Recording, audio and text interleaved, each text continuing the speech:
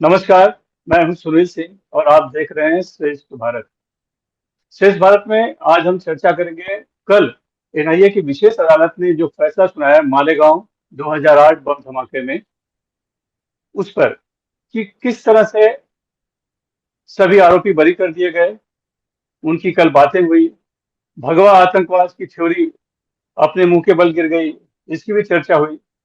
लेकिन उस धमाके में 6 लोगों की मौत हुई थी और 100 के करीब लोग घायल हुए थे। उन पर कहीं चर्चा नहीं हुई। तो उनका क्या कहना है इस फैसले पर, इसीलिए आज हम बात करेंगे जमायत उलमा हिंद के वकील शाहिद नदीम अंसारी से, जो कि इस पूरे मामले में एक तरह से इंटरव्यूइंग वकील थे और पीड़ितों की तरफ से पैरवी कर रहे थे। शाहिद भाई, बहुत बहुत धन्यवाद हमसे जुड़ने के लिए। जी, शुक्रिया आपका इनवाइट करने के लिए सुनील साहब। जी, सबसे पहले तो शाहिद भाई मैं जानना चाहूंगा कि जो फैसला आया उस पर आपका क्या कहना है, पहली प्रतिक्रिया जो दिल से आई होगी। शॉकिंग। ये फैसला तो शॉकिंग था, क्योंकि हमको तो उम्मीद थी अदालत से कि साथ नहीं तो कुछ ना कुछ लोगों को सजा होगी। जैसा ट्रायल चला था, जैसा एविडेंस आया था, पर जज साहब ने जो फैसला उनके सामने एविडेंस आया उसकी बुनियाद पे दिया है। हम उसे कबूल करते हैं और उसको चैलेंज करेंगे विक्टिम की तरफ से। बट ये उम्मीद नहीं थी हमको कि इतना फैसला आएगा कि सुपड़ा साफ हो जाएगा और सब लोगों को बरी कर दिया जाएगा। हालांकि ये एक्विटल बेनिफिट ऑफ डाउट देके दिया गया है, तो इसमें कोर्ट को डाउट तो था। कोर्ट ने कल कहा भी कि एविडेंस इतने पुख्ता नहीं है कि सजा दी जा सके। इधर उधर एविडेंस हैं लग रहे हैं, पर एजेंसी फेल हुआ एस्टेब्लिश करने में कि इतने बड़े केस में सेक्शन 18 में, सेक्शन 16 में, यूएपीए में कि किसी को फांसी की सजा या उम्र कैद की सजा दहशतगर्दी जैसे मामले में दी जा सके। तो अदालत ने ये अपने जजमेंट में ये ऑब्जर्व किया, जो हम तक कल पहुंचा कि एजेंसी फेल हुआ एस्टेब्लिश करने में कि ये लोग इसमें शामिल थे बियॉन्ड रीजनेबल डाउट। मैंने आरोपियों से बात की थी, आरोपियों के वकीलों से भी बात की थी। फैसले के पहले उनको तो बड़ी उम्मीद थी और लगभग लग रहा था कि सभी को कि यही होगा, वो बरी हो जाएंगे। क्योंकि जिस तरह से उनका कहना था कि केस बनाया गया है एजेंसी ने, एटीएस ने और एनआईए ने, अब वो कहीं ना कहीं टिकेगा नहीं। यानी उनकी उम्मीद के मुताबिक फैसला आया। तो आपको क्यों शॉकिंग, क्योंकि आप भी तो शुरू से सभी सबूत, गवाह और पूरी प्रक्रिया को देख रहे थे, फिर शॉकिंग क्यों रहा। नहीं, शॉकिंग इस वजह से रहा कि सुप्रीम कोर्ट ने, हाई कोर्ट ने उन्हीं मुद्दों पे उनकी हमेशा डिस्चार्ज को रिजेक्ट किया। जिन मुद्दों पे उन्होंने एक्विटल मांगा है, उन्हीं बातों को हाई कोर्ट और सुप्रीम कोर्ट ने नकारा था। तो हमको एक उम्मीद थी कि इधर उधर एविडेंस हो रहा है, विटनेस हॉस्टाइल हो रहे हैं, पर एक जो थे, जो मेन बेस था मुकदमे का, वो तो हिला नहीं। बॉम्ब ब्लास्ट प्रूव हुआ, 6 लोगों की मौत प्रूव हो गई, 101 लोग इंजर्ड हुए, उसका भी प्रूव हो गया। तभी ना कोर्ट ने कंपनसेशन देने की बात की। क्योंकि हमको यहाँ तक लग रहा था अक्यूज नंबर 10 ने तो ये मानने से मना ही कर दिया था कि बॉम्ब ब्लास्ट हुआ था। तभी उसकी वजह से तो 101 इंजर्ड को मालेगांव से बॉम्बे आके अपने हालात दिखाने पड़े कोर्ट के सामने। वो उम्मीद तो थी कि बॉम्ब ब्लास्ट तो स्टेब्लिश हो गया था। अब इनका इन्वॉल्वमेंट स्टेब्लिश होना बाकी था, जो कि एजेंसी को करना था, वो कर नहीं सके। तो इसमें बम ब्लास्ट के विक्टिम का तो कोई रोल नहीं रहा। उन्होंने अपनी इंजरी तो पूरी कर दी कोर्ट में, बम ब्लास्ट तो पूरा हो ही गया।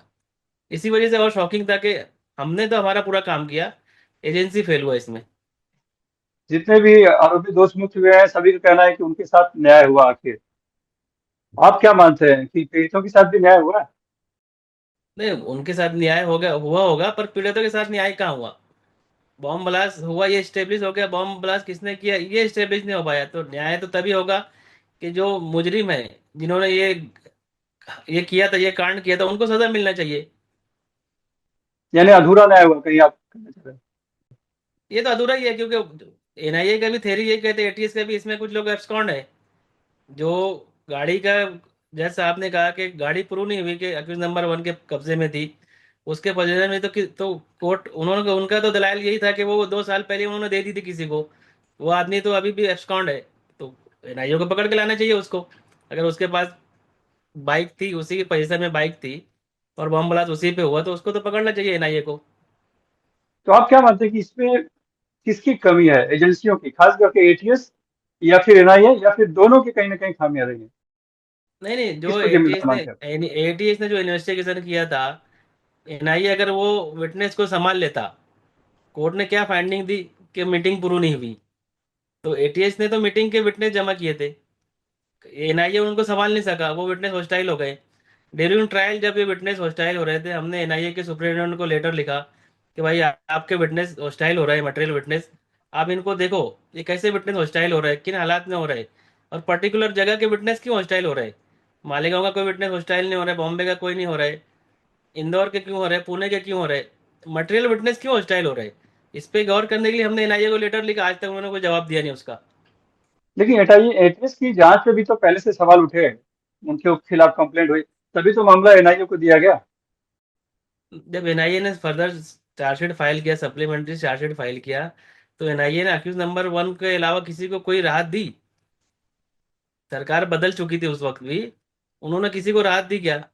उन्होंने तो एटीएस की चार्जशीट को एज इट इज मान लिया। एनआईए ने कितना विटनेस जमा किया, री रिकॉर्ड किया, हार्डली 12-13 विटनेस उन्होंने जमा किया, बाकी 323 विटनेस में तो सारे एटीएस के ही विटनेस थे। तो एनआईए ने कहा डिस्कार्ड किया इंटायरली एटीएस की चार्जशीट को, उन्होंने उसी पे तो प्रोसिक्यूट किया सब बाकी अक्यूज लोग को, और आखिर में तो उन्होंने अक्यूज नंबर 1 के लिए भी सजा मांगी। तो आप कैसे ब्लेम कर सकते हो कि एनआईए ने बोला कि एटीएस ने गलत किया था? आपने तो उनके इन्वेस्टिगेशन को आगे लेके गए, आप उन्हीं के गवाहों को आपने तपासा। हाँ, लेकिन जो आरडीएक्स की थियरी थी, खास करके सुधाकर के जो घर से मिली जो बताया गया, उस पे भी एनआईए ने सवाल उठाया था कि एक आर्मी के अफसर का जो बयान आया था कि उन्होंने शेखर बगाड़े नाम के अधिकारी को देखा था उसमें चलते हुए बरामदगी के पहले। तो इस तरह से कई नहीं नहीं, बातें थी शेखर, इसीलिए जिसपे शेखर शुरू में चार्जशीट में एनआईए ने सवाल उठाया था एटीएस पे। एनआईए ने सस्पेक्ट किया था, शेखर बगाड़े का एविडेंस कोर्ट में हुआ, उससे कोर्ट ने पूछा, कोर्ट ने रिकॉर्ड ऑन हो तो उसका एविडेंस हुआ, सरकारी वकील ने चीफ उसका एग्जामिनेशन किया, अक्यूज के वकीलों ने क्रॉस एग्जामिनेशन किया, उसने डिनाई कर दिया, वो उसने तो मना कर दिया ना। और उसके बाद में एटीज ने क्या कार्रवाई की शेखर बगाड़े पे? किसी ने कोई कार्रवाई की? अगर इतना सीरियस इल्जाम था किसी पे, तो आपने कुछ कार्रवाई की क्या किसी पे? इससे नुकसान किसका हुआ? विक्टिम का हुआ। फायदा तो मुलजिमिन को मिल गया, नुकसान तो विक्टिम का। एज ए विक्टिम के लॉयर तो मैं तो उन्हीं की बात करूंगा। तो कल के फैसले में अदालत ने कहीं इस तरह के किसी जांच की मांग की है भाई, किसी एजेंसीज पे या किसी अफसर पे, जिस तरह से मामला खड़ा हुआ? नहीं, जितना हमने ऑपरेटिव पार्ट सुना अभी, पूरा जजमेंट पब्लिक डोमेन में नहीं है, हमको भी मिला नहीं है। अब वो पूरा जजमेंट 1000 पेज का जजमेंट है, गो थ्रू करने के बाद ही समझ में आएगा कि अदालत ने जहाँ छोड़ा है मुलजिमिन को, कुछ किसी की अकाउंटेबिलिटी भी फिक्स की है कि नहीं।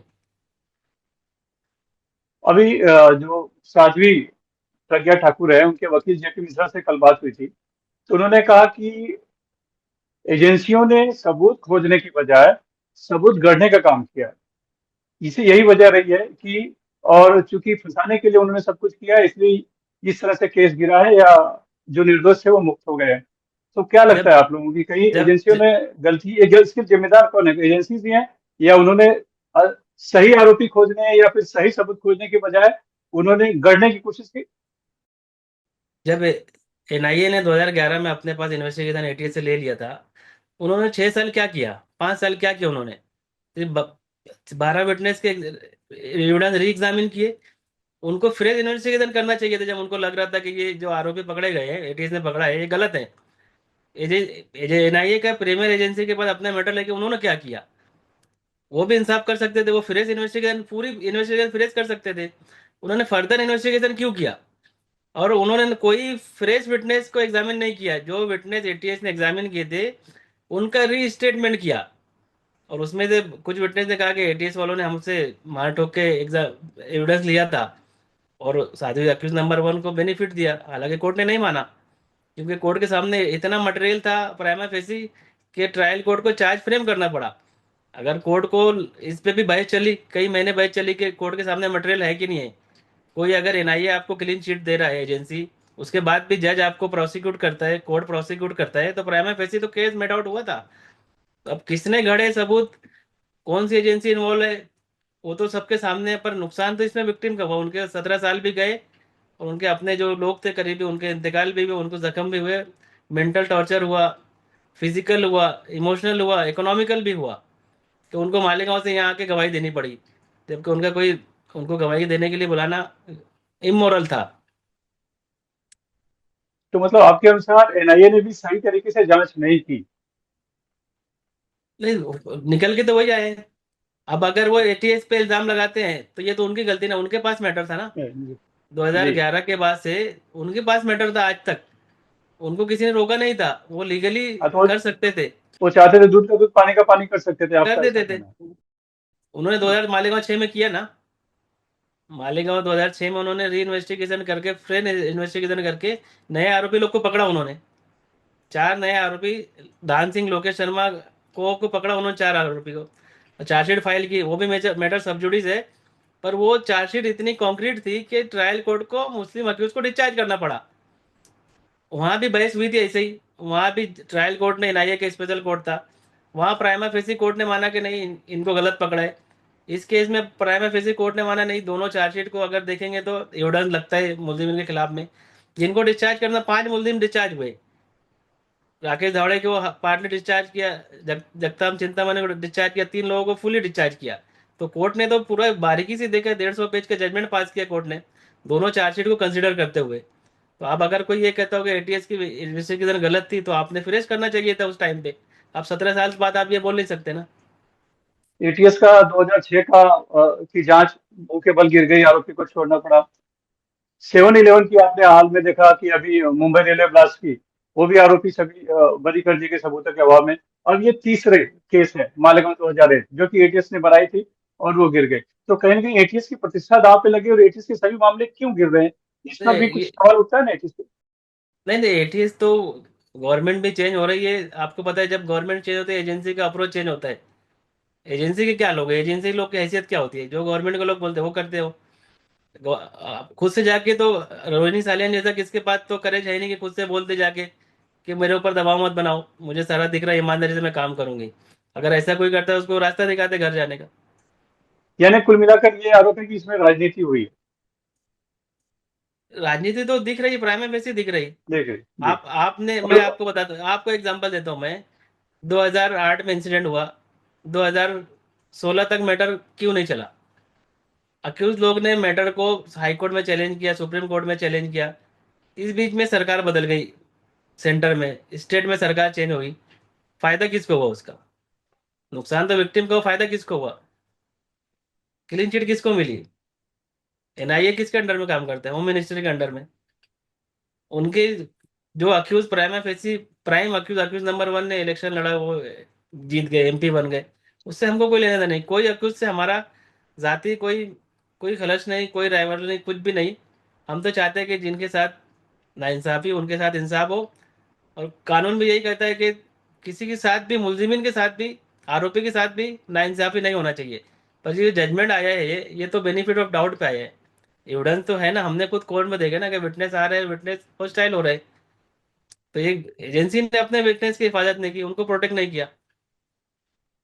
देखिए, जैसे बात हुई राजनीति की, तो एटीएस के ही एक पुराने अफसर हैं मुजावर, देखिए उन्होंने आरोप लगाया कि कई लोगों के, मोहन भागवत का भी नाम लेने के लिए कहा गया था।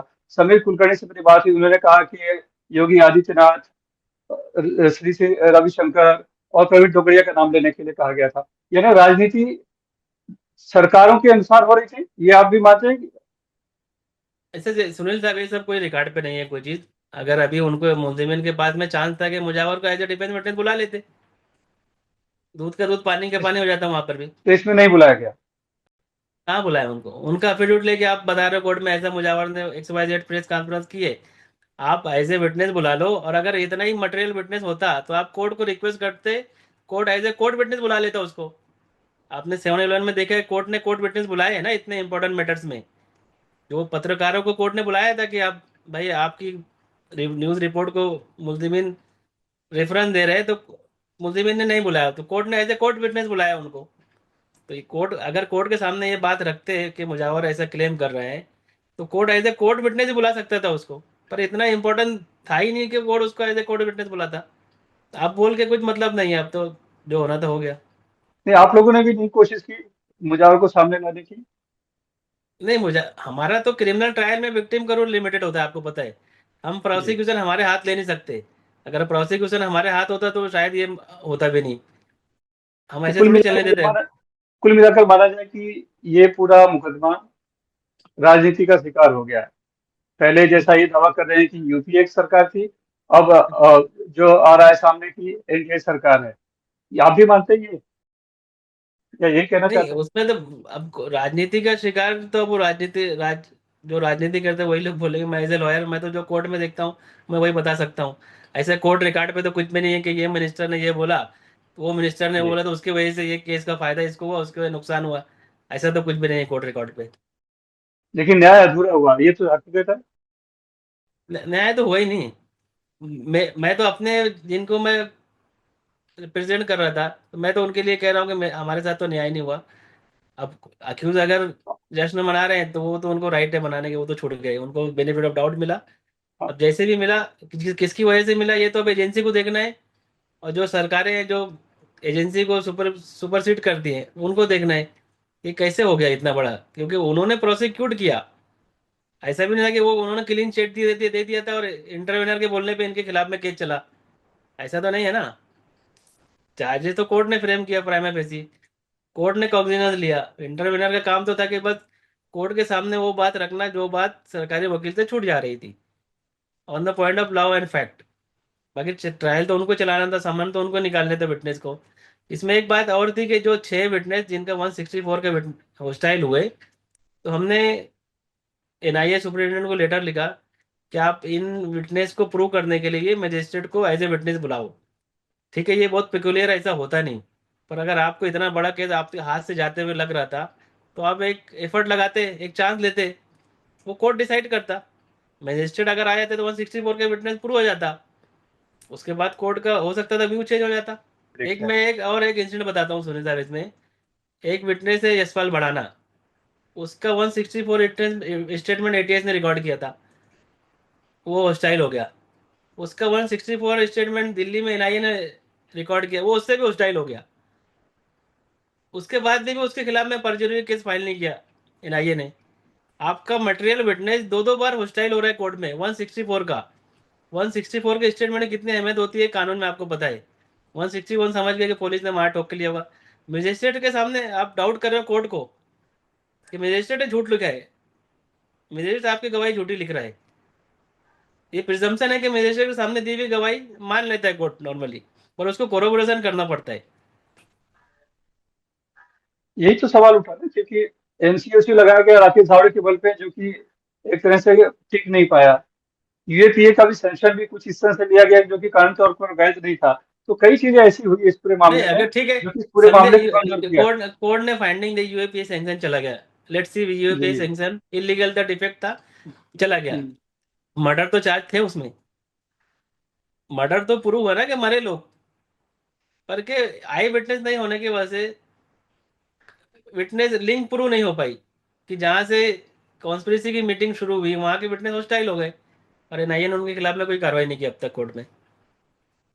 आप भी मानते हैं कि जैसा कि अभी छूटने के बाद सभी आरोपी भी कह रहे हैं, हालांकि अभी वो आरोपी नहीं है, बरी हो चुके हैं, या फिर बीजेपी सरकार भी कह रही है, बीजेपी के नेता भी कह रहे हैं कि भगवा आतंकवाद की एक थ्योरी गढ़ी गई थी जो कि गिर गई। आप भी मानते हैं कि ऐसा ही कुछ हुआ था?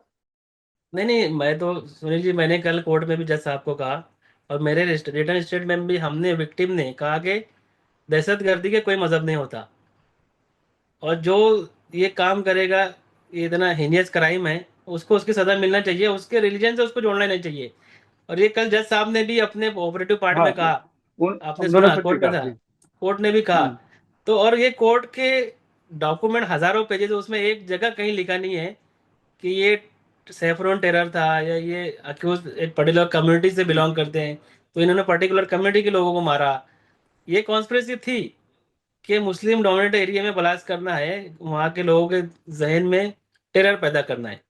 पर ये नहीं था कि एक हिंदू लोग करेंगे ये। एक लाइक माइंडेड लोग ने ये कॉन्स्पिरेसी की थी जो फेल हुई, वो एस्टेब्लिश नहीं कर पाए ना ये।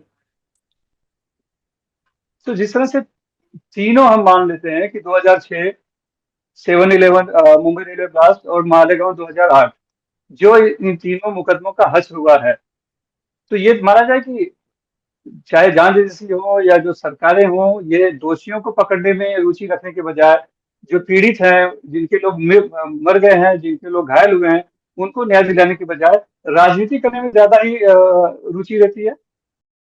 नहीं नहीं, इसमें सुनील जी कैसा है कि जब कोई इंसिडेंट होता है तो पब्लिक आउटरीच होता है, और पब्लिक आउटरीच होने के बाद में सरकार की भी अकाउंटेबिलिटी बढ़ जाती है। जैसे आपने 7-11 में देखा, हाईकोर्ट का फैसला आया, चीफ मिनिस्टर साहब ने किया शॉकिंग, और विद इन अ डे उन्होंने सुप्रीम कोर्ट में अपील कर दी।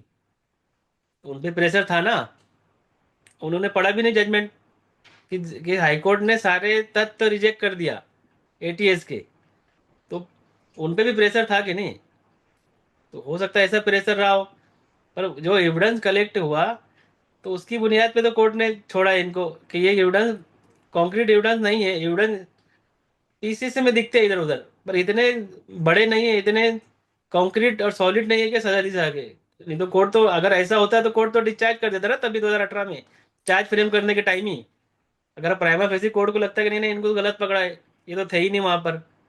कौन से मामले की बात कर रहे हैं, 2007 आठ 11 या आठ 2008? आठ की बात कर रहा हूँ मैं। अच्छा, मालेगांव की बात, जी जी। हाँ। तो अब क्या आप लोग के लिए क्या रास्ता बचा? अफसोस भी है, और उम्मीद जितनी थी उतना तो आउटपुट मिला भी नहीं, पर कोशिश तो करते रहेंगे जब तक दुनिया है, जब तक अदालतें हैं, जब तक अदालतों में इंसाफ है, कोशिश करते रहेंगे। NIA, as per NIA act 30 दिन के अंदर अपील फाइल करना होता है। देखते हैं जजमेंट कब मिलता है, टाइम के अंदर अपील फाइल करने की कोशिश करेंगे। आपको लगता है एनआईए करेगी, वर्तमान सरकार करेगी अपील? नहीं, हमने तो रिक्वेस्ट किया उनसे कि भाई आपने सुप्रीम कोर्ट में, अगर आप 8 घंटे में अपील फाइल कर सकते हो तो within 100 meter high court है, आप 2 घंटे में फाइल करके बता दो अपील। अपील फाइल तो कर दो। आपने क्यों आपने सजा मांगी थी ना, आपने, हम्म। एनआईए ने सजा मांगी थी ना। मैक्सिमम पनिशमेंट किसने मांगा था? पहले एनआईए ने मांगा, फिर विक्टिम ने मांगा। तो अगर आपने सजा मांगी है तो आप अपने स्टैंड पे कायम रहो और आप अपील करो। आपका मोरल ड्यूटी भी, आपको लीगल तो होने के साथ मोरल ड्यूटी भी आपकी, क्योंकि जो लोग मरे हैं उनके 2 लाख देने से उनके साथ इंसाफ तो होगा नहीं। अपील में क्या होगा कि जो एविडेंस रिकॉर्ड हुआ उसी को री एग्जामिन किया जाएगा, फ्रेश ट्रायल तो चलेगा नहीं। तो अब इंटरप्रेट कैसे करता है हायर कोर्ट? ये तो ट्रायल कोर्ट ने कर दिया, अब 2 जजेस बैठेंगे अपील में, वो कैसे ही एविडेंस को देखते हैं, किन हालात में विटनेस हॉस्टाइल हुए, प्रोसिक्यूशन ने कैसे केस चलाया, एजेंसी की क्या इसमें रिस्पॉन्सिबिलिटी थी, आइधर उन्होंने उसको निभाया ठीक से, ये सब को हाईकोर्ट देखेगा। उसके बाद हाईकोर्ट भी अपना डिसीजन देगा। हाईकोर्ट से अगर नहीं कुछ इंसाफ मिलता है, फिर आखिरी दरवाजा सुप्रीम कोर्ट का है। यानी उम्मीद अभी भी बची है आप लोगों के मन में नहीं, कि? उम्मीद तो रखना ही पड़ेगा, नहीं तो दूसरा रास्ता नहीं है उसके अलावा। धन्यवाद हमसे बात करने के लिए शाहिद भाई। यही थैंक कुछ यू, थैंक यू सवाल सर। है जिनका जवाब जानना या आप लोगों का पक्ष जानना भी बहुत जरूरी था। इसलिए मैंने आपसे रिक्वेस्ट की कि थोड़ा सा आप बात कर नहीं नहीं, लीजिए मैं तो ताकि। सुनील साहब, मैंने कल भी जज साहब को कहा कि ये ट्रायल तो विक्टिम का हुआ, अक्यूज का ट्रायल तो हुआ ही नहीं, अक्यूज तो बेल पे थे। विक्टिम को बॉम्बे आके अपने जख्म दिखाना पड़े कोर्ट में, ये ऐसा नॉर्मल होता नहीं। आपने भी पत्रकारिता कर रहे हैं आप 40 साल से, कभी आपने देखा इतने बड़े केस में विक्टिम को, अगर 7-11 में विक्टिम को एडमिट नहीं किया था तो 800 विक्टिम आते गवाही देने के लिए कोर्ट में। केस क्या होता है कि आपने आपने नहीं किया बॉम्ब ब्लास्ट, ठीक है, बॉम्ब ब्लास्ट हुआ ना और कोर्ट ने माना भी ना, तो आपको तो परेशान भी करना था विक्टिम को। आपने विक्टिम को परेशान भी किया, उनको इंसाफ भी नहीं मिला। धन्यवाद हमसे बात करने के धन्यवाद, लिए शाहिद भाई। धन्यवाद, धन्यवाद। ये हमने कोशिश की मालेगांव 2008 बम धमाकों के जो फैसला आया कल और सभी आरोपियों को बरी कर दिया गया, लेकिन धमाका तो हुआ, 6 लोग मरे, 100 के करीब लोग घायल हुए। उनके साथ क्या न्याय हुआ, ये जानने के लिए हमने पीड़ितों के वकील, जमायत उलमा हिंद के वकील शाहिद नदीम अंसारी से बात की। उम्मीद है आपको इस बात से काफी कुछ जानकारी मिली होगी। अगली बार फिर से हाजिर होंगे एक नई बातचीत लेकर। तब तक के लिए अलविदा। और आपसे ये उम्मीद है कि श्रेष्ठ भारत को लाइक कीजिए, सब्सक्राइब कीजिए, और बातचीत कैसी लगी फीडबैक जरूर दीजिए। श्रेष्ठ भारत पर खबरों से जुड़े रहने के लिए चैनल को सब्सक्राइब और लाइक करें, बेल आइकन दबाएं और देखते रहें श्रेष्ठ भारत।